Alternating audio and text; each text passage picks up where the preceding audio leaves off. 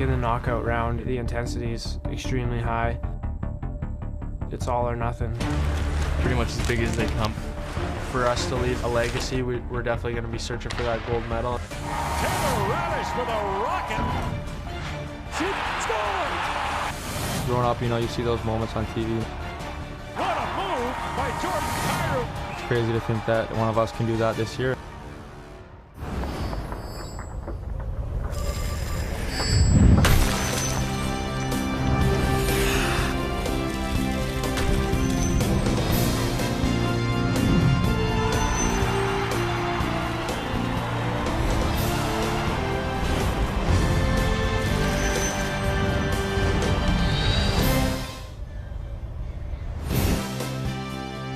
Blizzard outside in Buffalo. This guy's always calm inside. Carter Hart. The tournament is basically his for Canada from here to gold if they can get there.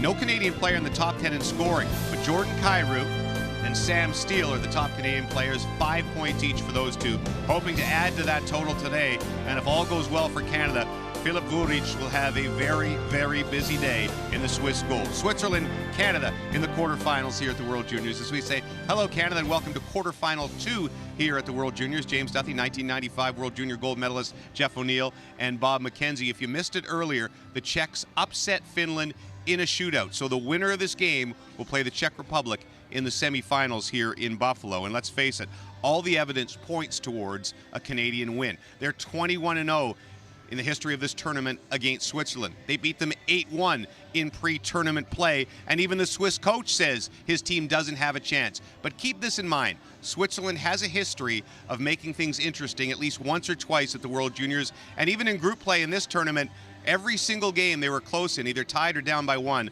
going to the third period. To get you ready, Gordon Miller and Ray Ferraro. Thanks, James. And to be honest, Ray, the goal scoring being spread out is great for Canada, but in the medal round, you need guys to step up. Who is that for Canada? Well, it's supposed to be their top line, Sam Steele, Dylan Dubé, and Jordan Kyrou. Now, they've got 5 goals in the tournament. 3 of the 5 goals have been on the power play, of course, which means they've got just 2 goals at 5-on-5. The tough part to evaluate this for Canada is that you had the difficult game first against the Finns, where they really had to play. Then you had an odd game against Slovakia, then the even more odd game against the U.S. outdoors. You can't even evaluate that, and then a walkover basically against Denmark. So I don't even really know where this Canadian team is. The strength of this team is supposed to be their speed and their balance throughout the lineup, and I think we've seen that. But what I'm really looking forward to is seeing a group of players, and those 3 alongside of Robert Thomas, I think, are the 4 that probably can elevate their games. And you're going to need it at some point. Maybe not tonight, but you're going to need it in this medal round. And James, you mentioned the 21-0 record, but the last meeting was in Helsinki 2 years ago. That went to a shootout in the preliminary round that Canada won. And you maybe the Canadian coaches remind them of that game or even watching that earlier game to say, hey, stuff happens. Yeah, guys get to the rink very early for hockey games, James. They were probably sitting in that locker room and saw what happened, so that's a lesson. You can't take anything for granted.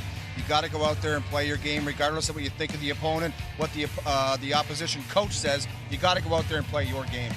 Swiss may want to turn this into a bit of a street fight, try and get Canada off its game in terms of discipline, but you've got to stay out of the penalty box if you're the Swiss. They are not a good penalty-killing team. Canada is a tremendous power play team. I mean, look at that. The percentages are almost the same. 53% on the power play for Canada, 55% for Switzerland on the PK. That is awful. Yeah. So, yeah, special teams could be a huge edge to Canada today. All right, let's get to your starting goaltenders. They are brought to you by Chevrolet, proud partner of Hockey Canada. You know it's Carter Hart.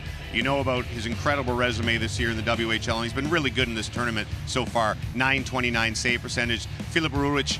The Swiss have been outshot by an average of 24 in this tournament so far. Canada hopes to do the same to them today. Again, the winner gets the Czech Republic in the semis 2 days from now. We'll take one more break and get you to the drop of the puck from Buffalo right after this. Not easy to get to the rink today. Nasty weather outside, but these Canadian fans are here for the second quarterfinal match of the day. It'll be Canada against Switzerland. The winner will face the Czech Republic in the semifinals on Thursday. Referees are Mikael Sjöqvist from Sweden and Jakob Grumsen from Denmark. The linesman from Denmark as well, and from Russia.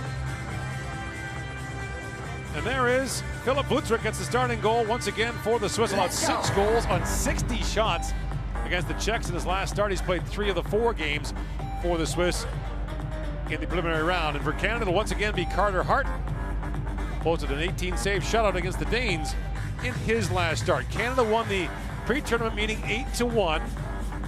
Vutric played the first 2 periods of that game, allowed 6 goals on 42 shots. And there is Christian Volven, second year as the head coach of the Swiss national junior team, against Dominic Ducharme, who's back for his second year as well. And of course, Volven made lots of headlines with his pregame comments from a couple of days ago that the Swiss essentially were overmatched. Yeah, that's not going to be in any motivational speaker's handbook.